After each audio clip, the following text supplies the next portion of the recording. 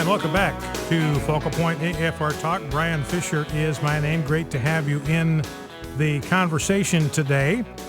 Got a lot we're going to bring your way as the program develops, as the program unfolds. Hope you'll stick around for all of it. Got a column up today, by the way, at rightlyconcerned.com, our news site, on this absolute total debacle of this business with the Veterans Administration. So you may want to go there and read that. It is at onenewsnow.com. Now, I want to talk about this continuing story with the Southern Baptist Convention. Begin with that. Just take a couple of minutes on that. And we have been talking on this program about Russell Moore and this new softer, kinder, gentler approach that Russell Moore wants to take to the issue of homosexuality.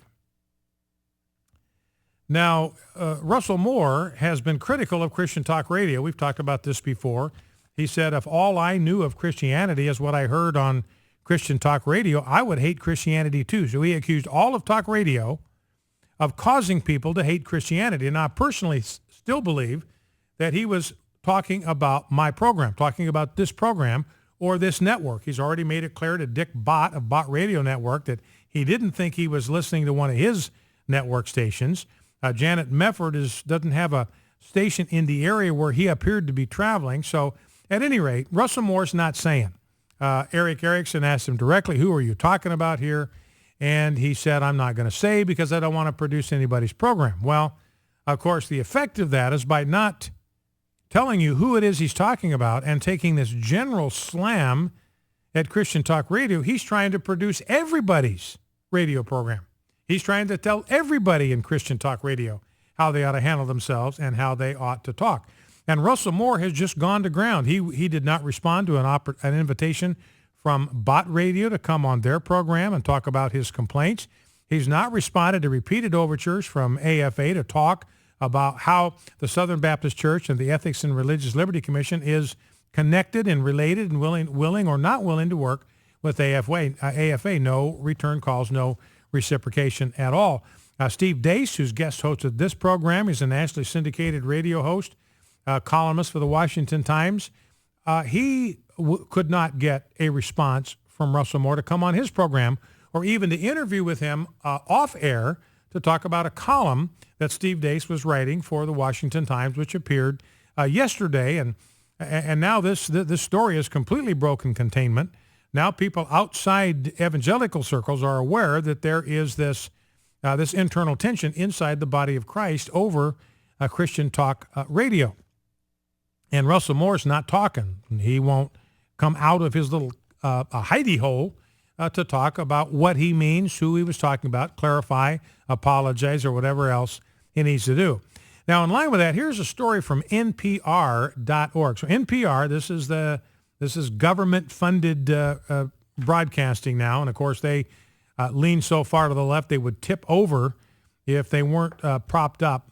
Just read you some excerpts from this because it's written in connection with the same meeting of Southern Baptist pastors that Russell Moore was speaking at when he said that he hated or he didn't like Christian Talk Radio because it made people hate Christianity.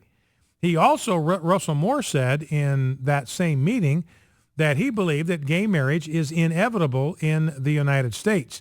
And so it was at that meeting, and NPR was there, and this story, I mean, it's coming out late because this was back in April, so this is a month ago. But here are some excerpts from NPR about that meeting of Southern Baptist pastors. The Southern Baptist Convention still preaches that marriage can only be between one man and one woman, but some pastors are softening their message. And then the heading for the whole next segment of the piece is a change of tone. So what Russell Moore's calling for and what the Southern Baptist pastors that he invited to come and speak to these other pastors, what they are calling for is a change of tone. He's lacerating Christian Talk Radio. He is lacerating Southern Baptist pastors about having the wrong tone. Now, I want you to listen carefully to what I just said. He is lacerating, condemning, judging, criticizing for having the wrong tone. In other words, he's taking the very same tone of criticism, judgment, rigidity, harshness, condemnation that he condemns in us. So, it just cracks me up when somebody gets off the reservation. I mean, they become guilty of a double standard, hypocrisy, almost right out of the chute. You don't have to peel the veneer back very far when you see this massive self-contradiction, and that's what we're seeing here. This whole business about a change of tone, and then listen to the way these Baptists talk to you and me. Southern Baptist Convention held a gathering of pastors at its Nashville headquarters in April for an organization that has previously used opposition to gay marriage as a rallying point. Statements here from church leaders like Kevin Smith of Kentucky shocked the auditorium of pastors into silence. If you spent 20 years and you've never said anything about divorce in the church culture, then shut up about gay marriage. Now, let me ask you a question about that. How's that tone strike you? How is that for tone? I mean, aren't these the people that are lecturing us about tone and how you got to watch your tone and you don't want to offend people and we have to be kinder and we have to be softer and we have to be gentler if we're going to represent Jesus to people? Well, and then he tells us all to shut up. Shut up about gay marriage. I don't know how that strikes you, but I'm not impressed with the tone. If that's the tone that they're talking about, I mean, I don't know. I don't get it. Pastor Jimmy Scroggins of Florida went even further. We're all in agreement that the cultural war is over when it comes to homosexuality, especially when it comes to gay marriage. So again, you have a Southern Baptist leader, first Russell Moore, then this Kevin Smith of Kentucky, and now Jimmy Scroggins of Florida. And again, I don't know who these individuals are, but these are the guys that are going public with this. So they've made this a fair topic for conversation because they're out there telling everybody in America through NPR that we need to just shut up about gay marriage. They're telling everybody in America that the cultural war over homosexuality is over. We've lost. We're defeated. There's nothing we can do about it. We just need to pull the covers over our head and hope somehow that we will be left alive and breathing at the end of the day. So again, and then here is what Russell Moore said. When I hear people who are simply screaming in outrage right now, let me tell you what I hear. I hear losers. So I don't know who he's talking about screaming in outrage, but he says, when I hear somebody screaming in outrage, I hear losers. All right, so what do you hear when you listen to a Southern Baptist pastor holler at his colleagues to just shut up about gay marriage?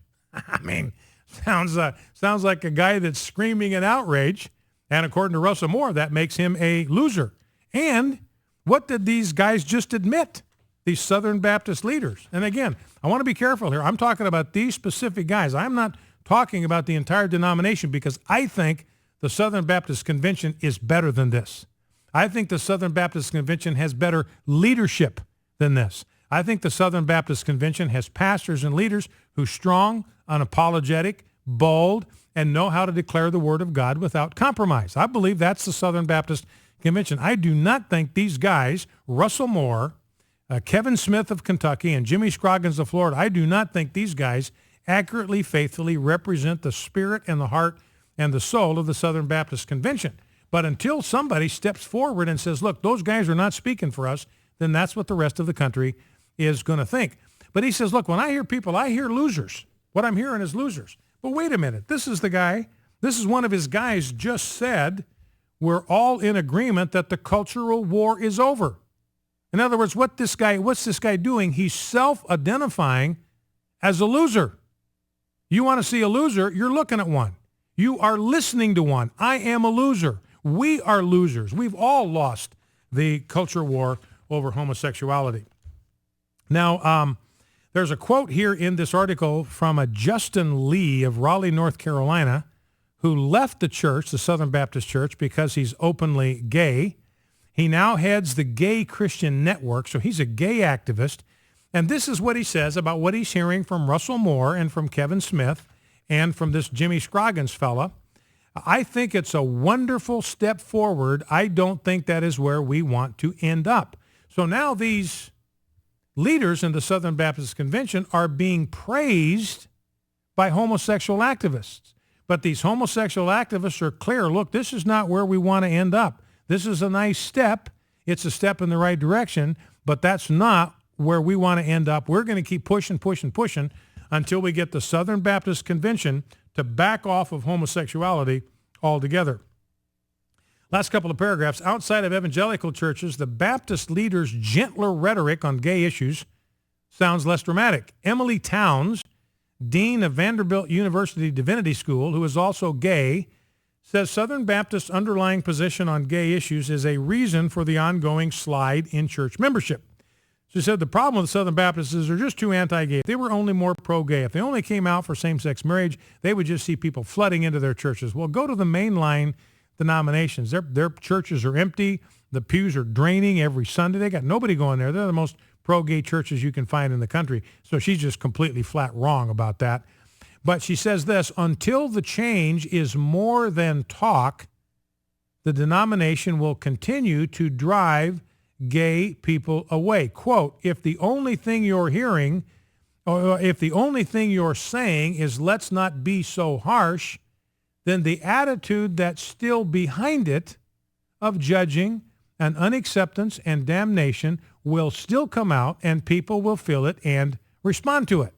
So in other words, what she says to Russell Moore says, yeah, I hear that your tone isn't as harsh. You're trying to be kinder. You're trying to be softer. You're trying to be gentler. But what she's saying to Russell Moore, if your view still remains that homosexuality is a sin, then you are guilty of judging and unacceptance and damnation. In other words, I don't care about your tone. Your tone, softer, kinder, gentler, is not going to impress me, and it's not going to impress homosexuals. It's not going to impress homosexual leaders. What we care about is not your tone, but your position, your attitude, your conviction on the issue of homosexuality. If you still continue to believe that homosexuality is wrong, then your tone, you can be as kind and soft and gentle all day. It's not going to do one single solitary bit of good, because we don't care. We don't care about the way you're saying it. We care about what you were saying. So in other words, what this gay individual is saying, this softer, kinder tone, it ain't working. Focal Point, AFR Talk.